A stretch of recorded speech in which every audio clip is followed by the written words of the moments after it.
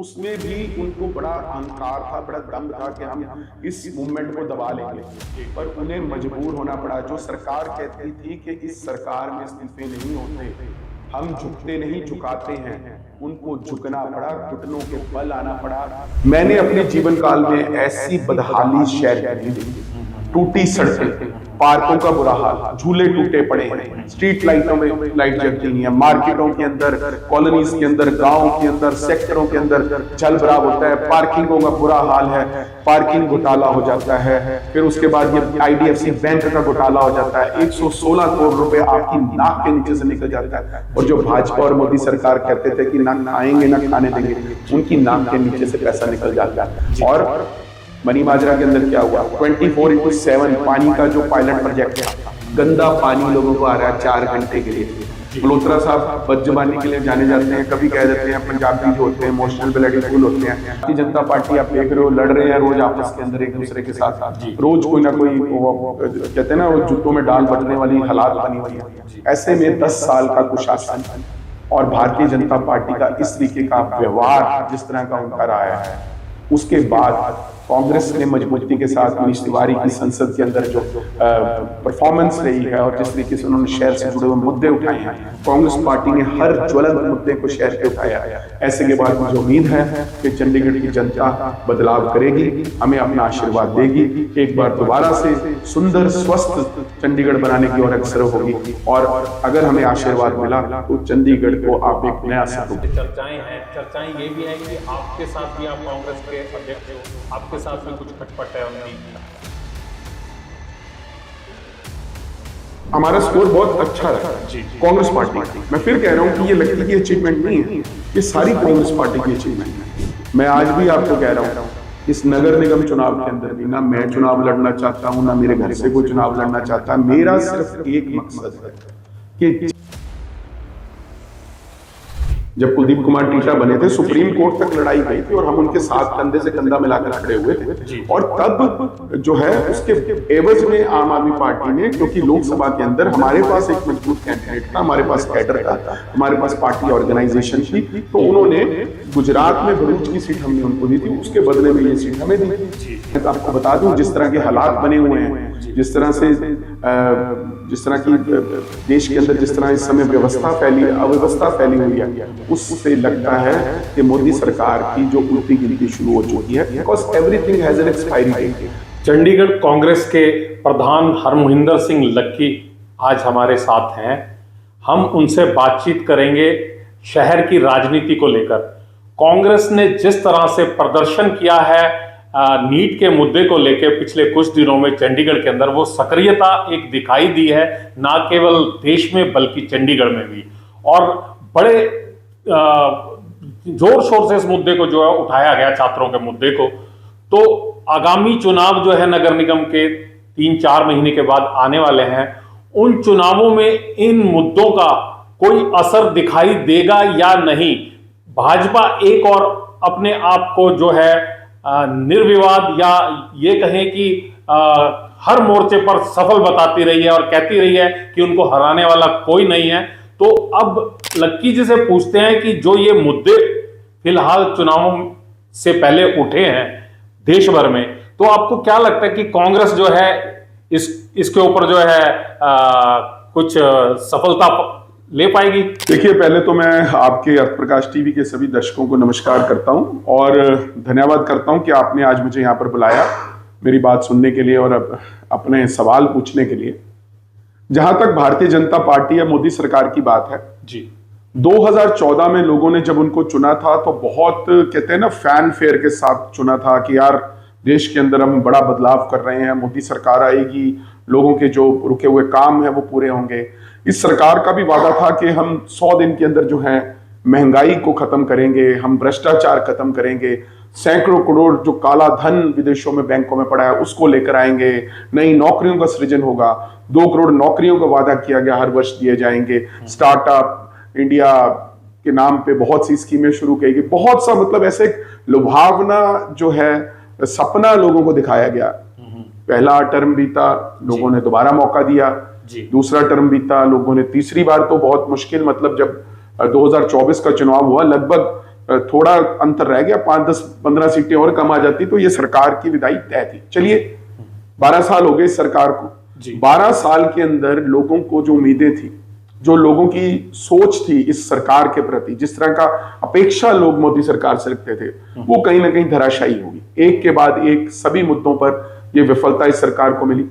बेरोजगारी देश के अंदर चरम सीमा पर है, नौजवानों को रोजगार मिल नहीं रहा, महंगाई चरम सीमा पर है, पेट्रोल के दाम, डीजल के दाम, गैस के दाम, आप खाद्य पदार्थों के दाम, रोज जो इस्तेमाल की जाने वाली उपभोक्ताओं द्वारा वस्तुएं उसके दाम, महंगाई भी चरम सीमा पर है।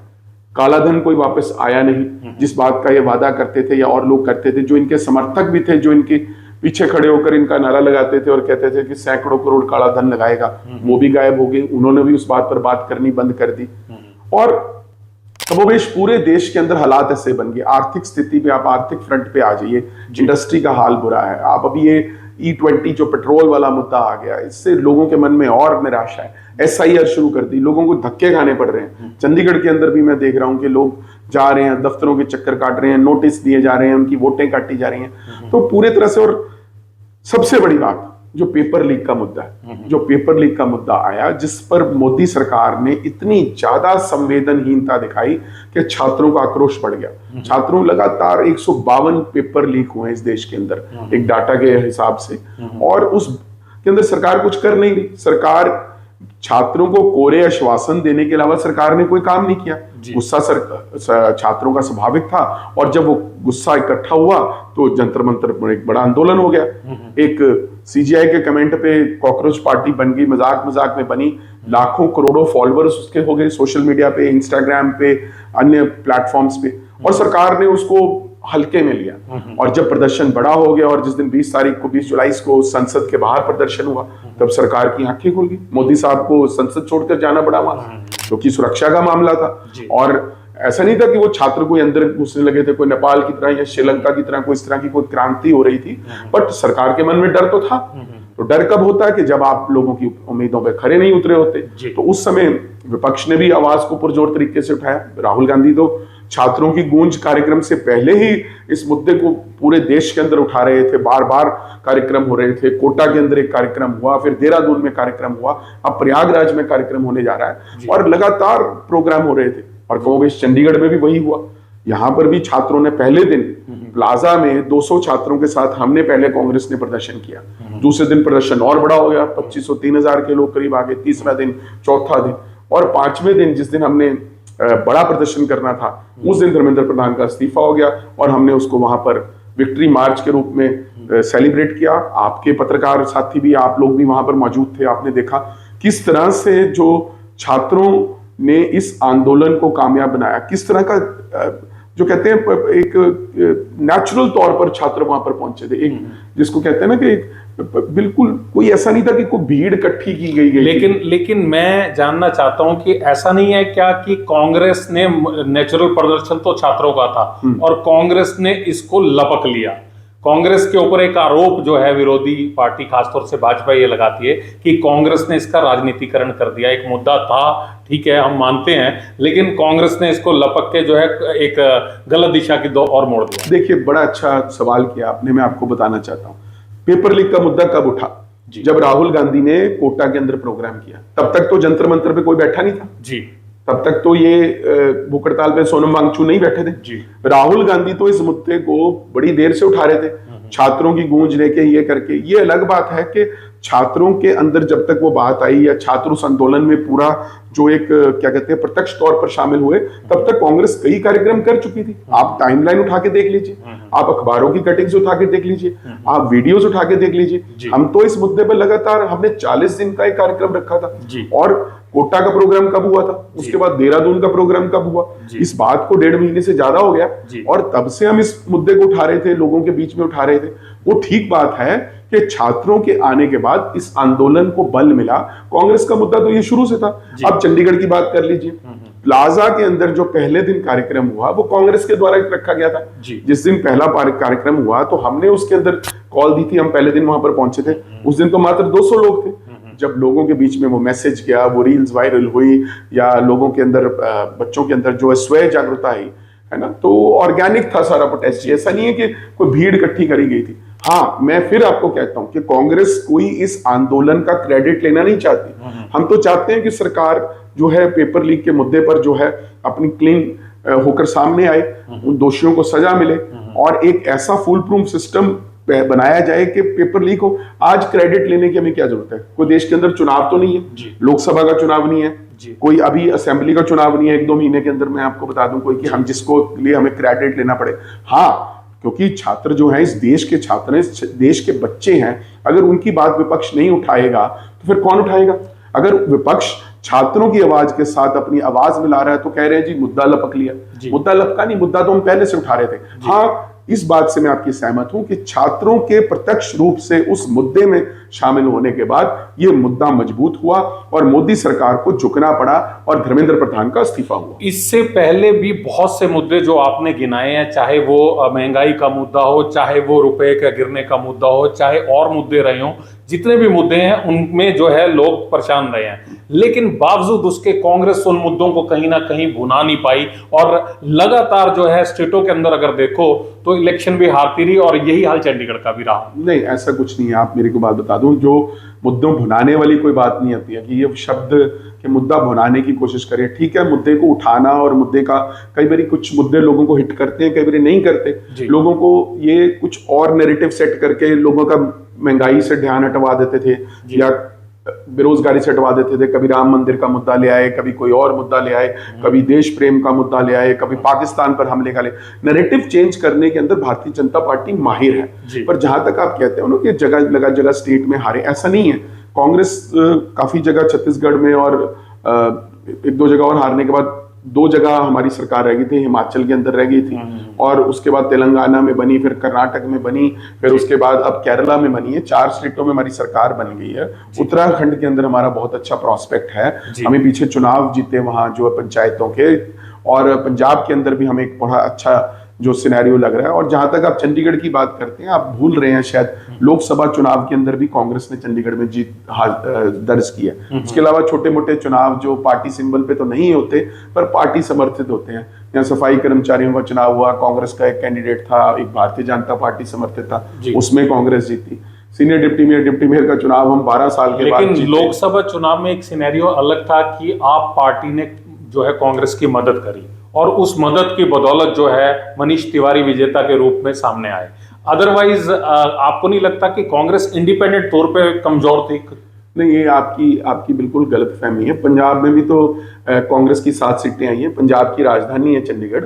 लोकसभा के अंदर हमने 7 सीटें वहां पर जीती हैं और 8वीं सीट सिर्फ मात्र 10,000 वोट से हम अनंतपुर साहब की जीते हैं, क्योंकि वहां कैंडिडेट लेट डिक्लेयर हुआ था, वहां शिफ्टिंग हुई थी। विजेंद्र सिंगला जो कि संगरूर से चुनाव लड़ते हैं, वो उनको अनंतपुर साहब भेजा गया था और 10,000 का सिर्फ मार्जिन रहा था। तो पंजाब और चंडीगढ़ में ज्यादा फर्क नहीं। हरियाणा में देख लो हमारी कितनी अच्छी सीटें आई थी, हरियाणा के अंदर भी। तो ऐसा नहीं है, उस समय माहौल कांग्रेस के पक्ष में था और इंडिया अलायंस बना था। हमने लाइक माइंडेड पार्टीज को लेकर एक पूरे देश के अंदर मुहिम चलाई थी। और कांग्रेस भी, आप अगर याद होगा, पहले 2014 के चुनाव में 42 सीट कांग्रेस की आई थी, फिर 46 रही 2019 के चुनाव के अंदर। इस बार हम 100 सीट जीते।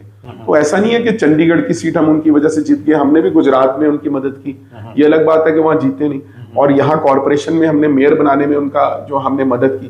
तो ये वाइस वर्सा है, वो एक एंटी बीजेपी वोट है, ठीक है ना, उसकी डिवीजन नहीं हुई। इस बात का फायदा अब हमें कह सकते हैं। मैं ये नहीं कहता हम नाशुक्रे नहीं है, हम या इस बात का ये नहीं है कि हम इस बात का जो है वो क्या कहते हैं उसको तवज्जो नहीं देते या इस बात का एहसास नहीं है हमें। जिस भी पार्टी ने हमारी मदद की, चाहे 10 वोट डलवाए या 50 वोट डलवाए या किसी तरह हमारे साथ खड़े हुए, समाजवादी पार्टी थी या कुछ भी थी, जिसकी भी कोई कंट्रीब्यूशन थी थोड़ी बहुत, हम सब उस बात के लिए धन्यवादी हैं, धन्यवादी रहेंगे।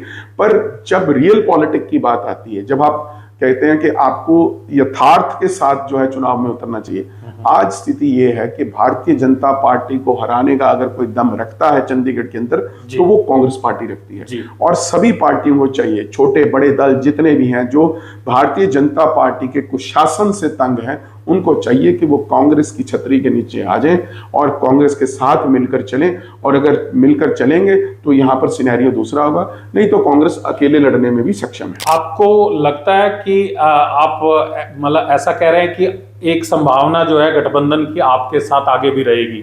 देखिए, हमने यहाँ भी जब मेयर का चुनाव था पिछली बार, आम आदमी पार्टी के जो यहाँ के प्रभारी हैं उन्होंने कुछ अनर्गल बयान दिए, कुछ ऐसी बातें बोली, कुछ कांग्रेस के प्रति उन्होंने बातें की, वहां से बात शुरू हुई। अगर वो ऐसी बयानबाजी ना करते या ऐसा कुछ ना करते तो शायद हालात कुछ और होते जी। मगर ठीक है, उनको शायद उनकी पॉलिटिक्स को यूं सूट करता है, क्योंकि वहां दिल्ली में वो कांग्रेस के खिलाफ लड़ते हैं और यहाँ पंजाब में कांग्रेस उनके खिलाफ लड़ती है, तो इस करके लगता है कि शायद दो बड़े प्रदेश हैं कि वहां की राजनीति उनके लिए ज्यादा महत्वपूर्ण है, उनको चंडीगढ़ के अंदर उस तरीके से इंटरेस्ट नहीं है और चंडीगढ़ में उस तरीके से उनका संगठन नहीं है या उनकी वो ताकत नहीं है चंडीगढ़ के अंदर, इसलिए हो सकता है उनको उस समय उन्होंने उस तरह की एक बहाना ढूंढा जो है इस तरीके से उन्होंने। पर मैं समझता हूं कि वो उनकी सोच है, राजनीतिक तौर पर अगर उन्होंने वो फैसला लिया, वो कोई परिपक्व सोच नहीं थी, पर उसके बाद उनके कुछ पार्षदों ने छोड़ा उनकी पार्टी को और बहुत से पार्षद हमारे साथ शामिल हो गए। अभी भी जितने पार्षद हैं उनमें से आधे से ज्यादा हमारे साथ आना चाहते हैं, मैं आपको स्पष्ट आपके कैमरा पे कह रहा हूँ। पर कई बार क्या होता है कि हमने शायद दयानतदारी दिखाते हुए, बहुत रेस्ट्रेंट दिखाते हुए बहुत जगह उनके लोगों को नहीं लिया, क्योंकि हमें लगता था कि यार ऐसा ना हो कि बहुत ज्यादा आपस में खटास पैदा हो जाए या बदमजगी पैदा हो जाए। वो कहते हैं कि दुश्मनी करो इतनी कि कभी दोबारा दोस्ती करनी पड़े तो शर्मिंदा ना हो। तो इसलिए हमने बहुत हमारे, क्योंकि सांसद मनीष तिवारी जी भी उनके प्रति जो है कृतज्ञ थे कि चलो उन्होंने जितनी भी थोड़ी बहुत जो भी मदद की, जो भी किया, उसके लिए हमारे सांसद भी। मनीष तिवारी के दिमाग में एक सॉफ्ट कॉर्नर आपके लिए अभी है? नहीं, आपके लिए नहीं है, सिर्फ सबके लिए, चाहे समाजवादी पार्टी के लोग भी थे या जो भी लोग थे जिन्होंने उस समय हमारे साथ खड़े हुए, जिन्होंने भी हमारे साथ मदद की, हम उन सबके तमाम उम्र शुक्रगुजार हैं। आम आदमी पार्टी का तो मैं आपको फिर एक बार क्लैरिटी कर दूं, क्योंकि पहले हमने उनका मेयर जितवाया था जब कुलदीप कुमार टीटा बने थे, सुप्रीम कोर्ट तक लड़ाई गई थी और हम उनके साथ कंधे से कंधा मिलाकर खड़े हुए थे। और तब जो है उसके एवज में आम आदमी पार्टी ने, क्योंकि लोकसभा के अंदर हमारे पास एक मजबूत कैंडिडेट था, हमारे पास कैडर था, हमारे पास पार्टी ऑर्गेनाइजेशन थी, तो उन्होंने गुजरात में भरूच की सीट हमने उनको दी थी, उसके बदले में ये सीट हमें दी थी। और भी मतलब कई जगह एडजस्टमेंट हुई थी थोड़ी बहुत जो इस तरीके से, और दिल्ली के अंदर एडजस्टमेंट हुई थी, उस एडजस्टमेंट का हिस्सा था। ऐसा था, इस करके वो हुआ था कि कहीं हमने उनकी मदद की, कहीं उन्होंने, क्योंकि उस समय सोच ये थी कि विपक्ष की जो वोटें हैं उनका बंटवारा ना हो जाए और भारतीय जनता पार्टी का उसको परोक्ष रूप से लाभ ना मिल जाए। पंजाब का जो चुनाव अब आ रहा है, एकदम से नगर निगम के बाद जो है चंडीगढ़ के पंजाब का चुनाव होगा, तो आपको लगता है कि कहीं ना कहीं ये आड़े आ रहा है यहाँ पे गठबंधन में आप और कांग्रेस के? हो सकता है, क्योंकि देखिए आम आदमी पार्टी के पास अब सिर्फ एक स्टेट बची है जी, और वो भी पंजाब की स्टेट बची है, और वहां पर उनकी सरकार, तो वो चाहेंगे कि वो वहां पर, कांग्रेस मुख्य विपक्षी दल है वहां पर, और कांग्रेस वहां पे चैलेंजर की स्थिति में है, वहां पर अकाली दल की स्थिति बहुत खराब है, भारतीय जनता पार्टी का वजूद नहीं है उस हिसाब से जिस हिसाब से अन्य प्रदेशों में है, तो वहां पर मेन चैलेंजर कांग्रेस है। तो वहां पर पॉलिटिकल स्पेस अगर दोनों इकट्ठे हो जाएंगे तो फिर पॉलिटिकल स्पेस कोई और ऑक्यूपाई कर लेगा, तो इसलिए दोनों आपस दल लड़ते हैं, आपस के अंदर है। तो कांग्रेस एक मुख्य विपक्षी दल के रूप में वहां पे एक चैलेंजर के तौर पर उभर रही है, और जब वहां पर रोज बयानबाजी होती है उस चीज का असर तो चंडीगढ़ में भी होगा ही, क्योंकि मैंने आपको फिर बोला कि आम आदमी पार्टी का फोकस चंडीगढ़ नहीं है, कांग्रेस का फोकस जहां पंजाब है वहां चंडीगढ़ भी है, वहां हरियाणा भी है, वहां हिमाचल भी है, हर एक जगह। अभी आप देख लीजिए जो चुनाव हुए हैं, जो बाई इलेक्शन हुए हैं देश के अंदर, और आप देख लो बिहार के अंदर बांदीपुर की सीट है, जो जहां पर नितिन नवीन जो खुद कई बार एमएलए रहे, उनके पिताजी एमएलए रहे, वहां पर भारतीय जनता पार्टी जो शायद 48-50 हजार से अभी कुछ देर पहले चुनाव हुए थे बिहार में जीती थी, वहां पर वो 19,000 से चुनाव हार जाती है भारतीय जनता पार्टी, वहां पर प्रशांत किशोर जीत जाते हैं वहां पर चुनाव। इसका मतलब जो एंटी बीजेपी वोट है अगर वो लामबंद हो जाता है तो वो भारतीय जनता पार्टी को हराने की ताकत रखता है। दतिया में क्या हुआ, जहां नरोत्तम मिश्रा उनके बहुत बड़े मध्य प्रदेश के लीडर कांग्रेस होम मिनिस्टर थे, वहां पे कांग्रेस जीती, कांग्रेस ने वो सीट वहां पर जीती है जहां भारतीय जनता पार्टी का अभी मध्य प्रदेश में शासन चलना है, अभी समय है उनकी सरकार को, और जब सरकार अभी बहुत ज्यादा पुरानी ना हुई हो और सरकार कभी 1.5 साल ही हुआ हो, उस समय में सरकार का बाई इलेक्शन हार जाना बहुत बड़ी बात है। लेकिन कांग्रेस लगातार एक चीज उठाती रही है, वोट चोरी का मुद्दा, उसमें राहुल गांधी जो है मुख्य रूप से उन्होंने इस सारे मुद्दे को बिहार के अंदर भी उठाया, मध्य प्रदेश का भी एग्जाम्पल दिया, हरियाणा का भी एग्जाम्पल दिया। तो मैं जानना चाहता हूं कि अब जो इलेक्शन हुआ है और ये जो जीत हुई है, तो आपको लगता है कि अब ईवीएम सही थी या अब वो जो वोट चोरी का मुद्दा था वो नहीं है? देखिए, जो ईवीएम पर शक किया जाता है, वो कल अकेला ऐसा नहीं कि हिंदुस्तान में, हमारे कंट्री में सिर्फ शक किया जाता है जी। अमेरिका जैसे बड़े मुल्क ईवीएम को नहीं मानते, वहां पर नहीं होता। और बहुत से ऐसे मुल्क हैं जिनका उदाहरण मैं आपको दे सकता हूँ जहां ईवीएम की क्रेडिबिलिटी पे शक है जी। और जब किसी बात पे सवालिया निशान खड़ा हो जाए, लोकतंत्र का सबसे सही तरीका क्या होता है कि आप उस सवाल को हटा दो जी। तो अगर भारतीय जनता पार्टी समझती है कि ईवीएम में कोई गड़बड़ी नहीं है या ईवीएम में मैनिपुलेशन नहीं होती, तो फिर उनको बैलेट में चुनाव कराने में क्या दिक्कत है जी। या वीवीपैट का हमने जिसमें ऑप्शन दी थी कि 50% जो है वीवीपैट पे हो, फिर उसके बाद वो पर्ची जो आती है उस पर काउंटिंग हो जाए। जो भी कोई मशीनरी होती है आज की टेक्नोलॉजी के युग में, जब एआई इतना स्ट्रांग हो गया, सब कुछ है, everything and anything is possible. ऐसा नहीं है कि पॉसिबल नहीं है। जब डीप फेक वीडियोस बन जाते हैं, सब कुछ बन जाता है, ये तो मशीन है जी जी जी। इसका क्या है जी। मैं आप कह रहे हो कि जीत के कई बार क्या होता है कि कई बार अपने आप पे गुमान इतना बड़ा होता है, या कई बार छोटे चुनाव में मैनेजमेंट नहीं करता, आदमी में कहता है छोड़ो यार ये चुनाव तो शायद हम सरकार है जीत जाएंगे जी। जो बड़ा चुनाव होता है या बड़ा उसमें होता है, मेरा ये मतलब इल्जाम है, एलिगेशन है, मैं मतलब मेरे पास इसके तथ्य नहीं है, बट ये बातें पॉलिटिकल सर्कल में चलती हैं। राजनीतिक तौर पर इन बातों का जगह जगह जिक्र होता है, बार बार इस मुद्दे को लेकर ईवीएम के सवाल उठे हैं। तो जब सवाल उठते हो तो फिर उसको दूर कर देना चाहिए, किसी का शक शुबा करवा लो आप बैलेट में चुनाव। छात्र राजनीति की आपने बात करी और एक उम्मीद भी आपको लग रही है कि आगामी नगर निगम चुनावों में भी और पूरे देश के अंदर जो है इसका असर पड़ेगा और असर दिखाई देगा, क्योंकि 18 साल से ऊपर के ये लगभग 30 करोड़ के करीब वोटर हैं जो स्टूडेंट्स हैं। तो आपको क्या लगता है, अब जैसे हरियाणा का एग्जाम्पल लें, बिना पर्ची बिना खर्ची, एक एग्जाम्पल लगातार मुख्यमंत्री हरियाणा के देते हैं कि यहाँ पे जो है नौकरियां हमने बांटी, और कांग्रेस के ऊपर ये एलिगेशन लगता रहा है पहले भी और आज भी लगता है कि कांग्रेस के टाइम में इस तरह का निष्पक्ष तरीका नहीं था नौकरी देने का। और दूसरा जो है पेपर लीक, वो कहते हैं कि कांग्रेस के टाइम में भी होते रहे हैं। देखिए, आप कब तक कांग्रेस को और नेहरू को जिम्मेदार ठहराते रहोगे जी। अब 12 साल से आपकी सरकार है और हरियाणा में भी कल लगभग आपका तीसरी टर्म है जी। और वहां भी आपके 11-12 साल हो गए। जितनी मोदी सरकार का समय हो उतना ही हरियाणा सरकार में समय हो गया जी।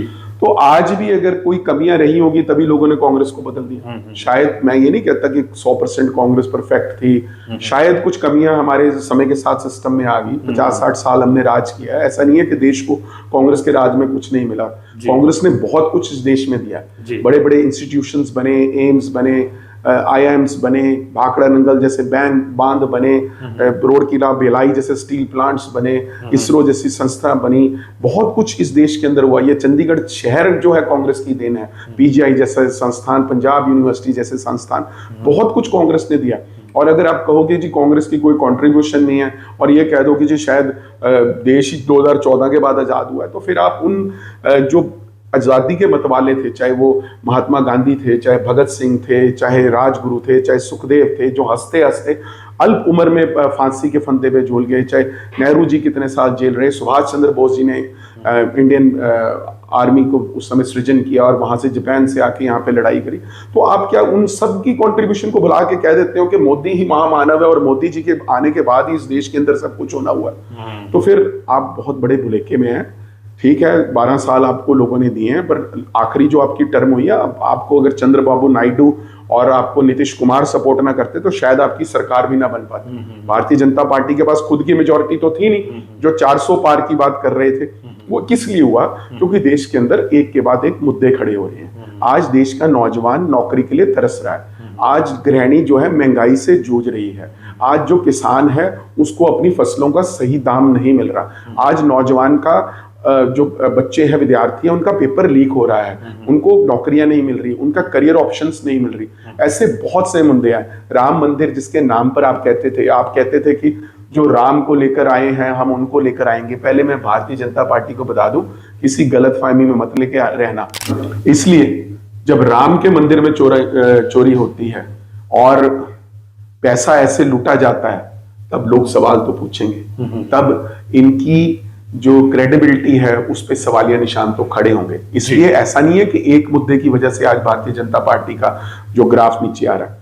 मल्टीपल मुद्दे हैं देश के अंदर जिनकी वजह से भारतीय जनता पार्टी को आज एक निचले स्तर देखना पड़ रहा है। और मैं तो आपको बता दूं, जिस तरह के हालात बने हुए हैं, जिस तरह से जिस तरह की देश के अंदर जिस तरह इस समय अव्यवस्था फैली हुई है, उससे लगता है कि मोदी सरकार की जो उल्टी गिनती शुरू हो चुकी है। Because everything has an expiry date, हर चीज का एक समय होता है। यहां रावण नहीं रहे, कंस नहीं रहे, और बड़े बड़े नेता भी नहीं रहे। आप मुसोलिनी, हिटलर, स्टेलिन, किसी को भी उठा के देख लो, सबका एक कार्यकाल था। मोदी साहब का भी कार्यकाल अब जो है खत्म होने की ओर है, और देश जो है एक नौजवान सोच रखने वाले प्रधानमंत्री, एक नौजवान सोच रखने वाली सरकार चाहता है, जो इस देश के भविष्य को सुरक्षित कर सके, जो इस देश के नौजवानों को नौकरी दे सके, जो इस देश से महंगाई को दूर कर सके, जो इस देश के अंदर शिक्षा का सही प्रचार और प्रसार कर सके, और इस देश को विकास की ओर अग्रसर कर सके। ऐसी ताकत, ऐसी पार्टी, ऐसी सोच को लेकर जो है नौजवान सोच रहे हैं कि ऐसे सरकार आनी चाहिए। एक जो आक्रामकता दिखनी चाहिए कांग्रेस के अंदर, जो कि भाजपा के अंदर दिखाई देती है, और आपने कहा है कि वो नैरेटिव को एक मोड़ने का दम रखते हैं। वो हमेशा एक नैरेटिव जो उनके खिलाफ जाता है उसको मोड़ के जो है आपका ध्यान किसी और मुद्दे की तरफ भटका देते हैं। और ना केवल देश में बल्कि चंडीगढ़ में भी इस तरह की जो है आक्रामकता आपको नहीं लगता कि दिखाई दे रही है? देखिए, मैंने ये नहीं बोला कि वो दम रखते हैं, मैंने कहा वो कर देते थे जी पीछे जी। इस बार नहीं कर सके जी। किसान आंदोलन में भी उनको मुंह की खानी पड़ी जब 3 काले कानून वापस लेने पड़े जी। और अब जब कहते हैं कि ये मुद्दा आया छात्रों वाला, उसमें भी उनको बड़ा अहंकार था, बड़ा दम था कि हम इस मूवमेंट को दबा लेंगे जी। पर उन्हें मजबूर होना पड़ा। जो सरकार कहती थी कि इस सरकार में इस्तीफे नहीं होते, हम झुकते नहीं झुकाते हैं, उनको झुकना पड़ा, घुटनों के बल आना पड़ा। और मैं हैरान हूं, मोदी जी उस दिन वीडियो बना रहे हैं, जो मोदी जी कभी प्रेस कॉन्फ्रेंस नहीं करते, जो लोगों से कभी मुखातिब भी नहीं होते, वन साइडेड डायलॉग होता है, सिर्फ मन की बात अपनी रखते हैं। वो एक हफ्ते के अंदर 5-5 वीडियो बनाकर डाल रहे हैं, और मुंह पे ऐसे लगाकर, उन्होंने किसी ने सिखाया होगा भैया ऐसे डाल दो। बड़ा भौंदा वीडियो बना था वैसे वो, अगर अच्छा बनाते तो शायद छात्रों को पसंद आता। चलो वो that is on a lighter when, पर उनको मजबूर होना पड़ रहा है कि छात्रों से जुड़ने के लिए वो उस कोशिश कर रहे हैं। पर जब कहते हैं ना, एक बार गाड़ी पटरी से उतर जाती है तो फिर वो गाड़ी चलती नहीं है। उस गाड़ी को अब ब्रेक लग चुका है, वो गाड़ी जो है घिसी पिटी हो गई है और वो गाड़ी चलने वाली नहीं है। उस गाड़ी का जो है समय आ गया है, उसका स्टेशन आ चुका है। अब उसमें जो गाड़ी में बैठे उन्हें लोगों को उतरना पड़ेगा। नई गाड़ी चलेगी, नई सरकार बनेगी, नई सोच के साथ बनेगी, और वो समय करीब आ रहा है। सर, चंडीगढ़ के अंदर नगर निगम के इलेक्शन 4 महीने बाद हैं, और हम तो यहीं से जो है परीक्षा का समय शुरू हो गया है और आपकी भी तैयारियां चल रही होंगी। आपको क्या लगता है, ये सारे मुद्दे लेके जब आप जनता के बीच में जाओगे तो जनता आपके ऊपर जो है विश्वास करेगी क्या? इस बार आपको लगता है 35 सीटों में से कितनी सीटें आप जीत पाओगे? देखिए, सबसे बड़ी बात मैं आपको बता दूं, ये जो मुद्दे मैंने बोले ये राष्ट्रीय मुद्दे हैं जी। चाहे वो महंगाई का है, चाहे बेरोजगारी का है, चाहे भ्रष्टाचार का है, चाहे राम मंदिर का है, चाहे पेपर लीक का है। अब आप चंडीगढ़ पे आ जाओ जी। लेकिन ये अब आ जाओ, मैं वही कह रहा हूँ, चंडीगढ़ में क्या हुआ जी। पिछले 10 वर्षों में 9 मेयर भारतीय जनता पार्टी के बने हैं जी। चंडीगढ़ की रैंकिंग गिनी जी, पहले नंबर से 66वें नंबर पे पहुंची। पहली बार हुआ है कि 66वें नंबर पे देश का सबसे सुंदर शहर, देश का सबसे वाइब्रेंट शहर, नेहरू जी के सपनों का शहर, ली कर्ब्यूजर के द्वारा, फ्रेंच आर्किटेक्ट के द्वारा डिजाइन किया गया शहर, उसकी इतनी दुर्गति, सड़कें टूटी पड़ी हैं। मैंने अपने जीवन काल में, मेरी 53 साल उम्र हो जाएगी, मैंने अपने जीवन काल में ऐसी बदहाली शहर की नहीं देखी। टूटी सड़कें, पार्कों का बुरा हाल, झूले टूटे पड़े हैं, स्ट्रीट लाइटों में लाइट जलती नहीं है, मार्केटों के अंदर, कॉलोनीज के अंदर, गांव के अंदर, सेक्टरों के अंदर जल भराव होता है, पार्किंगों का बुरा हाल है, पार्किंग घोटाला हो जाता है।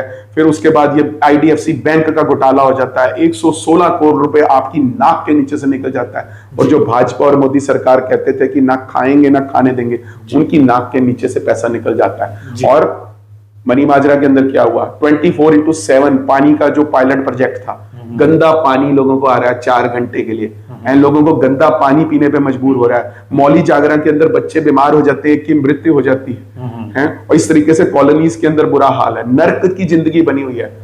आप जाके देखियो, आजकल तो सेक्टरों में नर्क की जिंदगी बनी हुई है, पहले तो सिर्फ कॉलोनीज में थी, अब तो सेक्टरों के अंदर ये हालात बने हुए हैं। जब बारिश आ जाती है, उनके अपने पार्षद इस बार हाउस की मीटिंग के अंदर थे, वो दिखा रहे थे कि किश्तियां लेकर वहां पर उनको जाना पड़ा है। खुद भारतीय जनता पार्टी के पार्षद अपने मेयर पे, अपनी लीडरशिप पे सवाल उठा रहे हैं।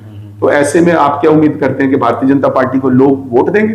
मल्होत्रा साहब बदजबानी के लिए जाने जाते हैं, कभी कह देते हैं पंजाबी जो होते हैं इमोशनल ब्लडी फुल होते हैं, कभी कह देते हैं जी जो कॉलोनी में लोग रहते हैं वो अनपढ़ होते हैं, कभी कह देते हैं जी इटली से गैंग आया है, कभी कुछ कह देते हैं, कभी मेरे पे कटाक्ष कर देते हैं, कभी कांग्रेस पे कर देते हैं। चलो वहां तक ठीक है, हम उनके राजनीतिक विरोधी हैं, कर सकते हैं, पर उसमें भी भाषा की मर्यादा तो रखनी चाहिए। और यहाँ पे अब देखिए वो संत शिरोमणि गुरु रविदास जी का जो पावन मिट्टी आई वाराणसी से, जूते पहनकर अब कलश लेके चल रहे हैं। तो मल्होत्रा जी ऐसे उनके अध्यक्ष हैं, कंट्रोवर्सी में पड़े रहते हैं। भारतीय जनता पार्टी आप देख रहे हो लड़ रहे हैं रोज आपस के अंदर एक दूसरे के साथ, रोज कोई ना कोई वो कहते हैं ना वो जूतों में डाल बटने वाली हालात बनी हुई है। ऐसे में 10 साल का कुशासन और भारतीय जनता पार्टी का इस तरीके का व्यवहार जिस तरह का उनका रहा है, उसके बाद कांग्रेस ने मजबूती के साथ मनीष तिवारी की संसद के अंदर जो परफॉर्मेंस रही है और जिस तरीके से उन्होंने शहर से जुड़े हुए मुद्दे उठाए हैं, कांग्रेस पार्टी ने हर ज्वलंत मुद्दे को शहर के उठाया। ऐसे के बाद मुझे उम्मीद है कि चंडीगढ़ की जनता बदलाव करेगी, हमें अपना आशीर्वाद देगी, एक बार दोबारा से सुंदर स्वस्थ चंडीगढ़ बनाने की ओर अग्रसर होगी। और अगर हमें आशीर्वाद मिला तो चंडीगढ़ को आप एक नया स्वरूप देखो। सांसद मनीष तिवारी मुद्दे तो उठा रहे हैं और शहर के मुद्दों को भी लोकसभा के अंदर लेके जा रहे हैं, लेकिन कहीं ना कहीं उनकी एक नाराजगी भी नजर आ रही है। ऐसा लग रहा है कि जैसे वो कांग्रेस के फैसलों से खुश नहीं है, खासतौर से पंजाब का इलेक्शन सामने, और पंजाब से भी वो सांसद रहे हैं। पंजाब के अंदर उनकी कोई पूछ नहीं हो रही है वहां पे, और उनको एक नजरअंदाज किया जा रहा है, जबकि वो मंत्री रहे हैं कांग्रेस की सरकार में और एक मतलब पैरोकार रहे हैं, या हर बात को जो है बड़े ढंग से उठाते रहे हैं, लेकिन बावजूद उसके कांग्रेस ने कहीं ना कहीं उनको साइडलाइन लगा रखा है। आपको ऐसा नहीं लगता? और G20 में भी उनका नाम आया था, जब G20 वाला जो मुद्दा उठा था, कुछ मतलब कांग्रेसी जो मंत्री थे वो विरोध किया था उन्होंने, तो उसको लेके क्या कहेंगे आप? देखिए, सबसे बड़ी बात मैं आपको बता दूं, मनीष तिवारी जी की जहां तक बात है, मनीष तिवारी का जन्म कांग्रेस के अंदर हुआ। उनके पिता कांग्रेस से सांसद थे राज्यसभा के जी, और उन्होंने अपने 45 वर्ष के राजनीतिक जीवन में कांग्रेस पार्टी के साथ हमेशा खड़े रहे जी। कांग्रेस ने भी उनको बहुत मान सम्मान दिया। अखिल भारतीय जो छात्र संगठन है NSY, उसका अध्यक्ष बनाया, युवा कांग्रेस का अध्यक्ष बनाया, 3 बार के मेंबर ऑफ पार्लियामेंट हैं, मंत्री रहे, और हमेशा कांग्रेस पार्टी ने उनको मान सम्मान दिया। हमारी पार्टी के अंदर क्या है कि लोगों को ये उस बात को बड़ा बनाने की आदत है। मैं अब भी देख रहा था पंजाब के अंदर वो चलता है टीवी पे, वो पंजाब दी कांग्रेस काटो कलेश, पंजाब कांग्रेस में ये हो गया। अरे भैया, 2 नारे किसी ने किसी नेता के लगा दिए तो काहे का कलेश है?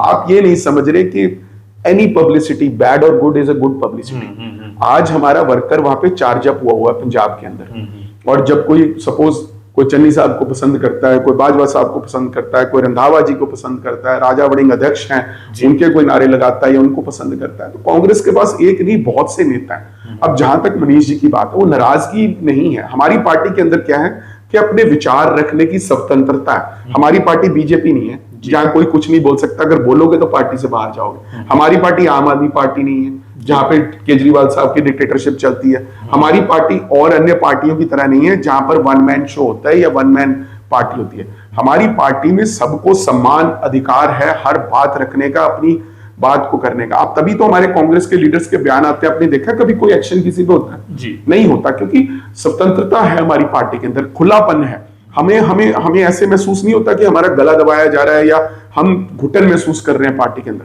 हमारी पार्टी के अंदर विचार रखने की एक आजादी है, वहां तक जहां तक आप पार्टी को डैमेज नहीं कर रहे या पार्टी का बहुत बड़ा नुकसान नहीं कर रहे। या मनीष तिवारी काबिल आदमी, इस बात में तो कोई संदेह नहीं है। जी जी जी, बड़ा चेहरा है, और मैं भी ये समझता हूं कि अगर पार्टी उनके अनुभव का फायदा पंजाब के अंदर लेगी, उसका लाभ जो है पार्टी को ही मिलेगा।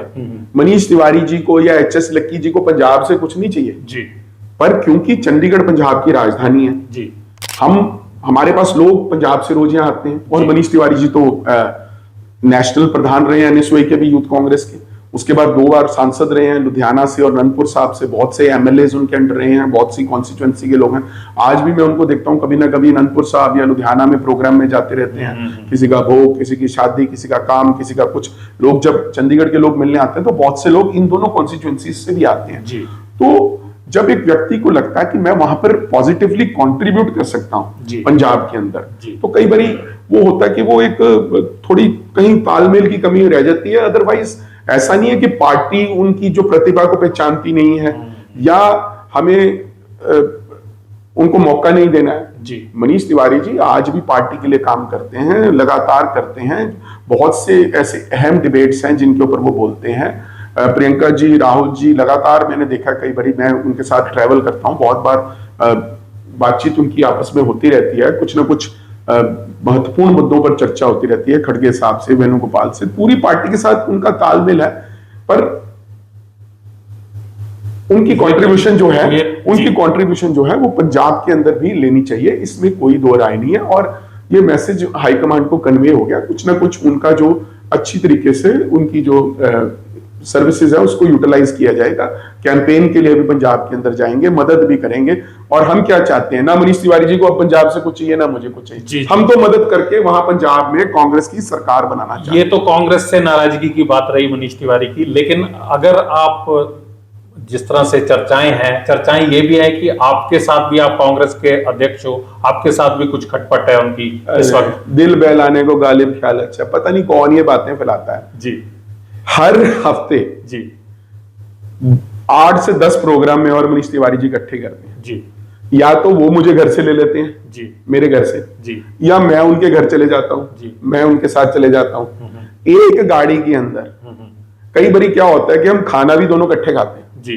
कई बारी वो मतलब अपने घर से वो, लेकिन वो सॉफ्ट कॉर्नर जो आपके प्रति अभी फिलहाल, क्योंकि उनकी मदद करी थी आपने लोकसभा इलेक्शन में और जीत दर्ज करी उन्होंने, वो कहीं ना कहीं सॉफ्ट कॉर्नर आपके प्रति उनके दिमाग में, और आपने जो है आपका साथ छोड़ दिया। नहीं नहीं नहीं, देखिए मेरी बात सुनिए, मनीष तिवारी जी, मैं अब कुछ सिचुएशन समझाता हूं। अब तिवारी साहब मेंबर ऑफ पार्लियामेंट बने जी, उसमें इंडिया अलायंस की तमाम पार्टियों ने मदद की जी। कोई भी साधारण इंसान हो, मैं भी शायद उनकी जगह होता मनीष तिवारी जी के साथ, मैं कृतज्ञ रहता। और मनीष तिवारी जी कोई एहसान फरमोश नहीं है, वो हर उस व्यक्ति का एहसान मानते हैं या हर उस व्यक्ति के प्रति कृतज्ञ हैं जिसने उनकी मदद की लोकसभा चुनाव के लिए। ठीक है जी।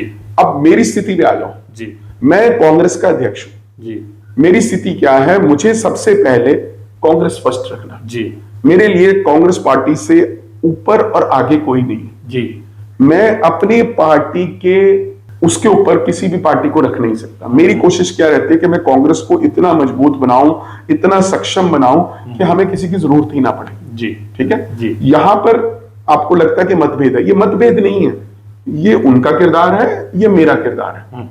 एज अध्यक्ष मैं जो कर रहा हूं मैं ठीक कर रहा हूं। एज एमपी वो जो कर रहे हैं, अब जितने भी एमपी फंड में से पैसे होते हैं कहीं भी अभी कई वार्ड में लगाए जाते हैं। अब 2 नंबर वार्ड में भारतीय जनता पार्टी के पार्षद है, पर हम वहां भी अभी 7 सेक्टर में हमने झूले लगाए, 10 सेक्टर के अंदर हमने ओपन एयर जिम लगाया।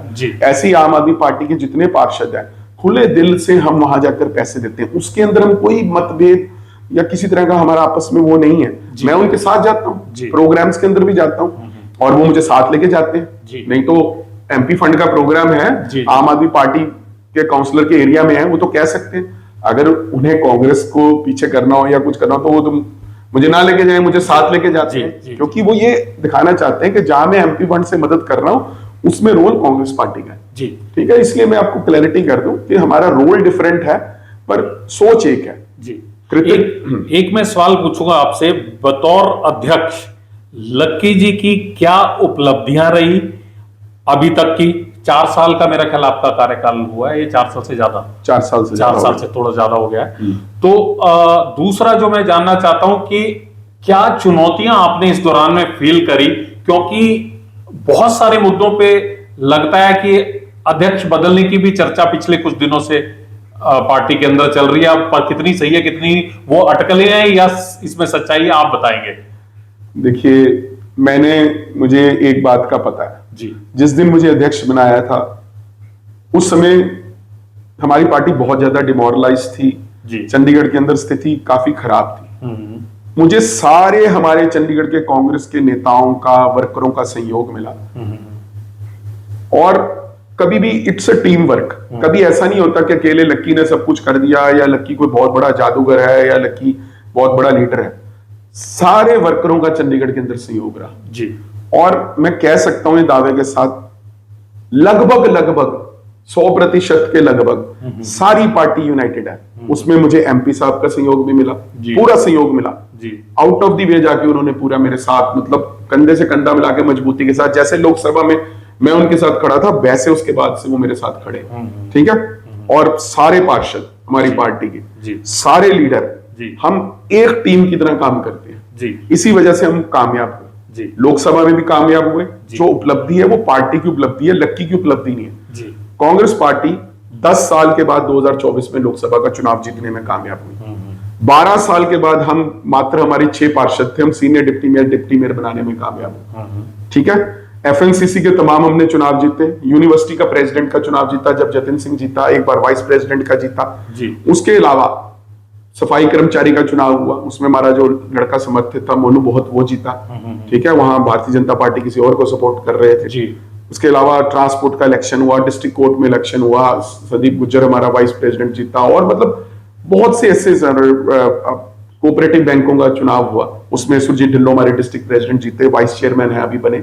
तो लगभग हमने, हमारा स्कोर बहुत अच्छा रहा जी कांग्रेस पार्टी का। मैं फिर कह रहा हूं कि ये लक्की की अचीवमेंट नहीं है, ये सारी कांग्रेस पार्टी की अचीवमेंट है जी। जब सब इकट्ठे होकर निकले और सब ने एक ध्येय रखा कि इकट्ठे होकर चुनाव जीतने हैं, मेहनत करनी है, तो आज कांग्रेस एक मजबूत स्तंभ के रूप में, भाजपा के विकल्प के रूप में चंडीगढ़ में उभरी है। और मैं आप चैनल पे बता रहा हूं कि अगर लोगों का आशीर्वाद इसी तरीके से मिलता रहा, लोगों का प्यार समर्थन मिलता रहा और भगवान का आशीर्वाद हम पर रहा, तो अगला मेयर जो है वो कांग्रेस पार्टी का होगा और मेजॉरिटी कांग्रेस पार्टी को नगर निगम चुनाव में। लेकिन कांग्रेस के सामने आपको लगता नहीं कि कुछ चुनौतियां हैं जिनसे पार पाना है? वो चुनौतियां खासतौर से, जैसे मैंने अभी बात करी कि ऐसी अटकलें हैं कि लक्की जी को शायद इस इलेक्शन तक तो ना बदला जाए, लेकिन उसके बाद बदलने की प्रक्रिया होगी। और रजनी पाटिल जो यहाँ की प्रभारी हैं, तो उन तक बहुत सारी चीजें भी पहुंचाई जा रही हैं कि जी लक्की जी का जो एक आरोप आप ही की पार्टी के भीतर से आ रहे हैं, आवाजें आ रही हैं, वो कह रहे हैं कि एक गठबंधन जो है खासतौर से मेयर के चुनाव में नगर निगम के अंदर बीजेपी के साथ उन्होंने किया, जिसकी वजह से जो है कांग्रेस को लगातार मुंह की खानी पड़ी। कांग्रेस के 6 पार्षद थे भाई साहब जी, जब मैं अध्यक्ष बना जी 6 थे, आज 3 और जोड़ दिए हमने, 9 हो गए, एमपी की सीट जोड़ दी 10 हो गए जी। अब मुझे बताओ कांग्रेस मजबूत हुई है कि कमजोर हुई है जी? मेयर का चुनाव जीतने के लिए 18 वोट चाहिए, 19 चाहिए वैसे तो जी, हमारे पास वो वोट है नहीं जी। ठीक है। अब हम एक बार आम आदमी पार्टी का मेयर बना चुके हैं, बदले में उन्होंने हमारी मदद की, सांसद हमारा बना। उसके बाद जरनैल सिंह जी आकर यहां पर उल्टा सीधा बयान देते हैं, कांग्रेस के बारे में बोलते हैं कि मदद ले लो, उसके बाद हमने इनका साथ छोड़ देना। जो हम शहर की राजनीति में रहते हुए बातें पता चलती हैं जी। ऐसे में कांग्रेस के पास क्या विकल्प था? कांग्रेस मजबूती के साथ चुनाव के अंदर खड़ा हुआ और एक भी आदमी हमारा शहर से बाहर नहीं गया। आम आदमी पार्टी वाले कहीं किक्कर लॉज चले गए, बीजेपी वाले ये पंचकूला वाले रिजॉर्ट में चले गए, कांग्रेस वाले यहीं रुके सारे, क्योंकि हमने कहा था जिसने जाना है जाओ, जिसने रुकना है रुको। हमारे सभी पार्षदों ने सांसद समेत वोट हाथ खड़ा करके डाला। कांग्रेस ने दिखाया कि हम भगौड़े नहीं है, हम खड़े हैं मैदान के अंदर जी। तो ये कांग्रेस को मजबूत करने का काम था कि कांग्रेस को नीचे गिराने जी। अगर भारतीय जनता पार्टी के पास मेजॉरिटी है, 18 पार्षद उनके पास है, उसमें लक्की उनकी क्या मदद कर रहा है जी? उनको क्या जरूरत है लक्की जी? हमारे पास तो 8 ही वोट हैं। उस समय जो पिछले चुनाव की बात कर रहा हूं मैं, 8 भी नहीं थे, 7 ही थे।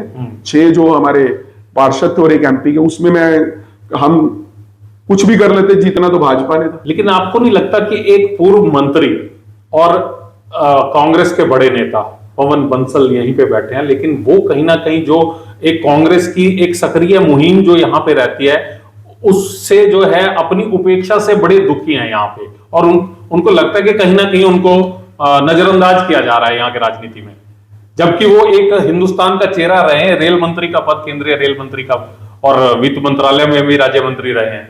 देखिए, पार्टी से बड़ा ना कोई नेता होता है जी, ना कोई व्यक्ति होता है। 2024 के चुनाव के अंदर यह तय हो गया था कि कौन कांग्रेस पार्टी के साथ खड़ा है या नहीं खड़ा है। जो भी कांग्रेस पार्टी के साथ खड़ा हुआ, हमने उसको पूरा मान सम्मान दिया जी। हमने किसी की अपेक्षा नहीं की। हमारा दिल बहुत बड़ा है, कांग्रेस पार्टी हमेशा दयानतदारी के साथ चलती है। जिस समय राहुल गांधी लाल किताब संविधान की उठाकर और सोनिया गांधी, प्रियंका गांधी, मल्लिकार्जुन खड़गे, केसी वेणुगोपाल, सब लोग संविधान बचाने की लड़ाई लड़ रहे थे। सब दलों ने भी अपने मतभेद भुला दिए थे विपक्ष के, सब इकट्ठे हो गए थे। उस समय तय हो गया था कि कौन इस पाले में है और कौन उस पाले में है जी, ठीक है ना।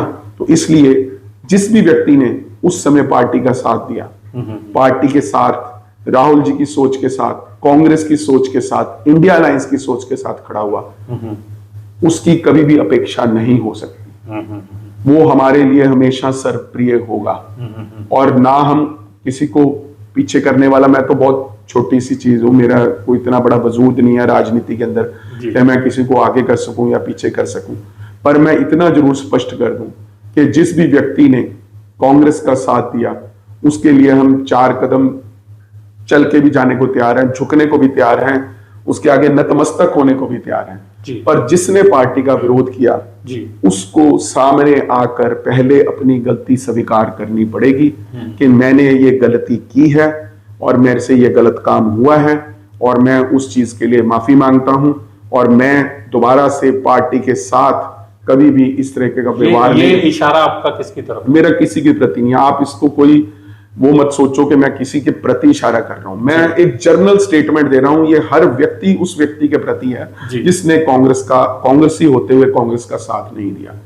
जो भी व्यक्ति कांग्रेसी होकर कांग्रेस का साथ नहीं दिया, उस समय राहुल गांधी बहुत बड़ी लड़ाई देश के अंदर लड़ रहे थे, तो मेरे मन में स्वाभाविक है कि मेरे मन में उस व्यक्ति के प्रति वो भाव नहीं आ सकते। अगर वो कोई अपेक्षा करता है उस भाव आने की, तो फिर वो उसके लिए मैं कोई मदद नहीं कर सकता। सर, एक आप दावा कर रहे हैं कि आपके जो पार्षद हैं और आपके और भी नेता जो है आपके संपर्क में है, तो आपको नहीं लगता कि अगर मान लीजिए वो पार्षद आपके संपर्क में आके कांग्रेस पार्टी ज्वाइन कर लेते हैं तो कहीं ना कहीं वो दावेदार भी बनेंगे टिकट के और कांग्रेस में इससे रोष होगा? देखिए, जब कोई भी फैसला लेना होता है, मैंने अकेले ने नहीं लेना, हमारे एमपी साहब हैं, हमारे इंचार्ज हैं, हमारी पार्टी है, सारे मिलजुल कर फैसला लेते हैं कि किस व्यक्ति को शामिल कराना है, किसको नहीं शामिल कराना, किसके आने से फायदा होगा, किसके आने से हमारी पार्टी में वहां पर ऑलरेडी कोई मजबूत व्यक्ति है।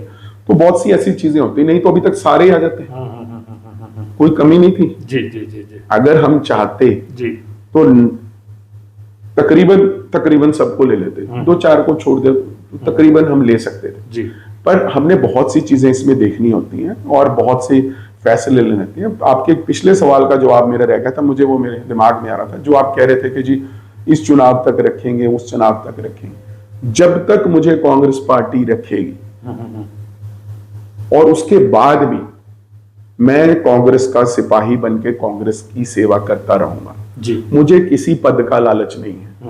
2024 के अंदर भी मैं खुद लोकसभा के चुनाव का उम्मीदवार था, पर उस समय मुझे लगा कि मनीष तिवारी मुझसे बेहतर चुनाव लड़ सकते हैं, मुझसे ज्यादा सशक्त उम्मीदवार हैं, तो मैंने खुलकर उनका समर्थन किया था। चुनाव के बाद नहीं, चुनाव से पहले चिट्ठी भी लिखी थी, सोनिया जी को भी लिखी थी, खड़गे साहब को भी लिखी थी कि मनीष तिवारी यहां से चुनाव जीत सकते हैं, इनको टिकट दो। तो मेरे लिए कभी भी पर्सनल जो महत्वाकांक्षा है वो बड़ी नहीं है। मैं आज भी आपको कह रहा हूं, इस नगर निगम चुनाव के अंदर भी ना मैं चुनाव लड़ना चाहता हूं, ना मेरे घर से कोई चुनाव लड़ना चाहता है। मेरा सिर्फ एक मकसद है कि चंडीगढ़ में कांग्रेस 35 की 35 सीटों पर जीतनी चाहिए और उसके अंदर कोई भी खुले दिल से हमारी मदद करना चाहता है, कोई दल, कोई साथी जिसने पहले भूल भी की हो, अगर वो मन साफ करके आता है, अपने किए के लिए क्षमा मांगता है या अपने किए के लिए उसे पछतावा है और वो अपने कार्यों के द्वारा ये सिद्ध कर सकता है कि उसने जो पहले गलती की है भूतकाल में और वो उस गलती को सुधारने के लिए तैयार है, वो सुधार कर दिखाता है। तो मेरी व्यक्तिगत रंजिश किसी से भी नहीं है। जो कुछ लोग हमने पार्टी से निकाले थे या जिन्हें पद मुक्त किया था, मेरा व्यक्तिगत संबंध किसी से भी खराब नहीं था, ना मैं उनके व्यक्तिगत तौर पर खिलाफ था, पर क्योंकि पार्टी की मदद नहीं की, पार्टी की खिलाफत की उस समय, इसलिए वो काम करना पड़ा। और वो पार्टी की वजह से थे, क्योंकि उन्होंने पार्टी का और पार्टी के उम्मीदवार का विरोध किया था। इसलिए लक्की की पर्सनल किसी से रंजिश नहीं है, ना मुझे किसी से हुआ है। बाकी जो आप कहते हैं ना कि वो, फिर मैं कह दूं कि जी वो बदलने की करते हैं, ठीक है, वो भी दिल बहलाने के लिए शेख चिल्ली के सपने नहीं, शेख चिल्ली के सपने तो नहीं, कुछ भी राजनीति में हो सकता है, पर फिर भी अभी के लिए तो मैं यही बोलूंगा कि दिल बहलाने के लिए। सर, चंडीगढ़ की राजनीति की अगर बात करूं, अब आप भली भांति परिचित हो चुके हैं चंडीगढ़ के मुद्दों से, आपको क्या लगता है कि क्या क्या मुद्दे आगामी नगर निगम के चुनाव में रहेंगे और कौन सा मुद्दा जो है सबसे हिट साबित होगा? देखिए, एक प्रॉमिस आपके चैनल के माध्यम से मैं करना चाहता हूं। जिस दिन नगर निगम में कांग्रेस की सरकार बन गई जी, पहली मीटिंग के अंदर 20,000 लीटर फ्री पानी हम चंडीगढ़ के हर उपभोक्ता को देंगे जी। ये आपके चैनल पे मैं वादा कर रहा हूं, और हम बहुत देर से प्रयास कर रहे हैं। हमने 2 बार नगर निगम के सदन में भी इसको पास करके भेजा, पर भारतीय जनता पार्टी तो ठहरी भारतीय जनता पार्टी। वो कहने को तो वह कहते हैं जी हम तो 40,000 लीटर देना चाहते हैं, शगुफा छोड़ते हैं, मगर हमारे उस मुद्दे का भी समर्थन नहीं करते, क्योंकि दिल से नहीं चाहते कि गरीब लोगों का भला हो, जो कमजोर, आर्थिक तौर पर कमजोर लोग हैं, उनको कुछ सौगात हम दे सके। तो पहला काम तो ये करेंगे। दूसरा, चंडीगढ़ की सड़कों को साफ सुथरा चमकदार बनाया जाएगा, चंडीगढ़ की रैंकिंग को उठाया जाएगा, लोगों को कॉलोनीज में, गांव में साफ सुथरा पीने का पानी मिलेगा, ठीक है। और उसके अलावा जो ये टैक्सेस बार बार जो कॉर्पोरेशन लगाती है, उसको रिव्यू करके बिल्कुल तर्कसंगत थोड़े टैक्स लगे, लोगों को विकास ज्यादा हो, काम ज्यादा हो, चंडीगढ़ का समुचित जो विकास किया जाएगा। भ्रष्टाचार पे लगाम लगाई जाएगी, जो पैसे आवा तावा खर्च किए जाते हैं, कुछ 10 लाख का काम हो 50 लाख लगा दिया उस पर रोक लगाई जाएगी। जो फजूल खर्चियां हुई हैं, जो घोटाले हुए हैं, उन पर बिल्कुल जो है प्रतिबंध हम बिल्कुल लगा देंगे। जैसे ये 24/7 मनी माजरा में करोड़ों रुपया इन्होंने बेकार कर दिया। लेकिन कांग्रेस इतनी देर सत्ता में रही, चंडीगढ़ के अगर मुद्दे देखें, चाहे इंडस्ट्रियलिस्टों के मुद्दे देखें, चाहे व्यापारियों के मुद्दे देखें, चाहे हेरिटेज सेक्टर्स को लेके जो विवाद चल रहा है, या गृह मंत्रालय से जिनके फैसले होने थे, वो फैसले तो कांग्रेस के टाइम में भी नहीं हो पाए। देखिए, कांग्रेस लगातार प्रयासरत है, और मनीष तिवारी जी इन सब मुद्दों को लोकसभा में भी उठा चुके हैं। हम लगातार यहाँ पे मांग कर रहे हैं। अब आप इस बात को समझिए, मैं बार बार उस बात को दोहराऊं, 12 साल से मोदी की सरकार है जी, वादा उन्होंने किया था। आज भी आप किसी मामले के लिए नेहरू को दोष दो, नेहरू जी तो बसा गए चंडीगढ़ को। अब जो सुधार करने जो सरकारें हैं, जो तत्कालीन सरकारें हैं, चाहे वो कांग्रेस की हो या भारतीय जनता पार्टी को, उनकी करनी है। मैं 25 साल पुराना, 30 साल पुराना हिसाब तो दे नहीं सकता, पर मैं आज के लिए जवाबदेही तय कर सकता हूं। हमारी सरकार बनेगी तो सब मुद्दे जो हैं वो सुलझाए जाएंगे, प्राथमिकता पे सुलझाए जाएंगे, लोगों को जो है रिलीफ दिया जाएगा, और चंडीगढ़ के लोगों को लगेगा कि सचमुच में एक सक्षम जो है विकल्प उन लोगों को मिला है, जिसने उन लोगों की पुरानी मांगों को भी जो है पूरा किया, और साथ ही साथ चंडीगढ़ को साफ सुथरा सुंदर बनाने का काम भी किया, भ्रष्टाचार पर भी लगाम किया, नई नौकरियों का सृजन भी हम करेंगे, चाहे नगर निगम में करें, चाहे प्रशासन में करें। ये सब बातें तभी हैं पर जब लोग हमारे हाथ में सत्ता की चाबी देंगे। मैं आखिरी सवाल आपसे पूछ रहा हूं कि भाजपा और कांग्रेस, मेन मुकाबला चंडीगढ़ में भी इन्हीं का है, और देश भर में भी लगता है कि एक मुख्य विपक्षी दल जो कांग्रेस ही है। आपको क्या लगता है कि कांग्रेस के अंदर क्या कमियां हैं जो वो भाजपा का पूरी तरह से मुकाबला अभी नहीं कर पा रही, और भाजपा में क्या पॉजिटिव चीज है जो जिसकी वजह से वो हावी हो गई कांग्रेस के ऊपर? देखिए, कांग्रेस ने कभी भी सत्ता का दुरुपयोग नहीं किया जो भारतीय जनता पार्टी ने किया। आज भारतीय जनता पार्टी के अकाउंट में, अगर मैं गलत नहीं हूं तो 10,500 करोड़ रुपया है, और कांग्रेस के अकाउंट में 300 करोड़ रुपया होगा। जबकि 2014 तक अगर आप देखेंगे दोनों पार्टियों के खाते तो लगभग एक जैसे थे। जब सत्ता का दुरुपयोग होता है, धन बल का इस्तेमाल किया जाता है, बाहुबल का इस्तेमाल किया जाता है, एजेंसीज का इस्तेमाल किया जाता है, ईडी, सीबीआई, इनकम टैक्स, और हर तरह का हथकंडा अपनाया जाता है, चाहे धार्मिक भावनाओं का इस्तेमाल करके, चाहे कोई और नैरेटिव सेट करके, नेशनलिज्म का नैरेटिव सेट करके, पाकिस्तान के नाम पे बांटकर, हिंदू मुसलमान के बाट पर, इन चीजों के अंदर जो भाजपा बहुत कहते हैं ना कि कुटिल राजनीति करती है, जबकि कांग्रेस हमेशा से साफ सुथरी राजनीति करती रही है। कांग्रेस ने हमेशा मुद्दों की राजनीति की है। इस चीज के अंदर अगर आप इसको आगे समझना कह सकते हो तो भारतीय जनता पार्टी इन चीजों में तेज है, ये चीजें नैरेटिव सेट करने में कामयाब हो जाती है, जबकि जो कांग्रेस पार्टी है वो साफ छवि के साथ साफ सुथरी लोगों से जुड़े हुए मुद्दे, चाहे बेरोजगारी का हो, चाहे भ्रष्टाचार का हो, चाहे महंगाई का हो, चाहे युवाओं के रोजगार का हो, इंडस्ट्री का मुद्दा हो, ऐसे मुद्दे लेकर कांग्रेस चलती है। कांग्रेस कभी भी धार्मिक उन्माद पैदा नहीं करना चाहती। कभी कांग्रेस के मन में ये नहीं रहता कि बांटो और राज करो। हम अंग्रेज नहीं हैं, हम तो अंग्रेजों को भगाने वाले हैं। इसलिए वो बातें रहती हैं। एक मुद्दा और भारतीय जनता पार्टी है, आप शायद सवाल करना भूल गए पर मैं खुद बोल देता हूं, उसके बिना ये इंटरव्यू अधूरा रह जाएगा। अब बीजेपी वाले कहते हैं जी, कई जगह कहते हो जी वो 8500 रुपए नहीं आए जी, वो जो आपने वादा किया था जैसे 20,000 लीटर पानी वाला। भैया हमारी सरकार बना दो, 8500 छोड़ो 85,000 भी दे देंगे। जो न्याय स्कीम कांग्रेस की आई थी जिसमें 72,000 रुपया देना था, वो हम कब दे सकते हैं? हमारा वादा क्या था कि आप हमारी सरकार बना दो। हमारी सरकार अगर 20, 30, 40 एमपी और बन जाते, बीजेपी की कम रह जाते, पूरे देश में बन जाती, तो आप देखते चंडीगढ़ में क्या होता। 8500 नहीं 85,000 भी आते। आप लोग तो भारतीय जनता पार्टी के लोग 1,000 रुपए की पेंशन को बढ़ा के 3,000 नहीं कर पाए, जो 7 के प्रदेशों में है, तो आप क्या बात करते हो? और 8500 की बात करने वालों से मैं सवाल पूछना चाहता हूं, 15 लाख आ गए जी? जो 15 लाख का वादा था, जो सैकड़ों करोड़ काला धन आना था, वो आ गया जी? तो इसलिए दूसरों से सवाल, कहते हैं ना, दूसरों को नसीहत आप मियां फजीहत। तो भारतीय जनता पार्टी का कमोवेश वही हाल है। इसलिए दूसरों से सवाल करने से पहले मैं फिर चंडीगढ़ की जनता से एक विनती करता हूं कि एक बार हमें मौका दो और उसके बाद आप देखना, आपका जीवन सुखद होगा, शहर बढ़ेगा, काम होंगे, लोगों के मसले हल होंगे और एक जवाबदेह प्रशासन नगर निगम के अंदर आपको मिलेगा। तो ये थे हमारे साथ चंडीगढ़ कांग्रेस के प्रधान हरमोहिंदर सिंह लक्की, जिनका कहना है कि कांग्रेस को एक बार आप दोबारा आजमा के देखिए, जो वादे करे जाएंगे वो वादे ना केवल चंडीगढ़ की जनता से पूरे किए जाएंगे, बल्कि एक ऐसा सुखद एहसास होगा लोगों को जो कि अब भाजपा के राज में कहीं ना कहीं दिखाई नहीं दे रहा है। उनका कहना है कि सड़कों के बुरे हाल हैं भाजपा के राज में, नगर निगम भाजपा की है और भाजपा सत्ता में है, केंद्र सरकार में भी उनकी सत्ता है, और स्टॉर्म सीवर के बुरे हाल है, सड़कों के ऊपर बरसात के अंदर पानी की क्या हालात रहते हैं, कितना पानी खड़ा होता है, आप देख ही रहे हैं। और मुद्दे भी जो है, तमाम मुद्दे, पेपर लगातार लीक हो रहे हैं, जो छात्र वर्ग है वो बुरी तरह से परेशान है, उनको नौकरियां नहीं मिल रही, उनकी दिक्कतें लगातार बढ़ती जा रही हैं।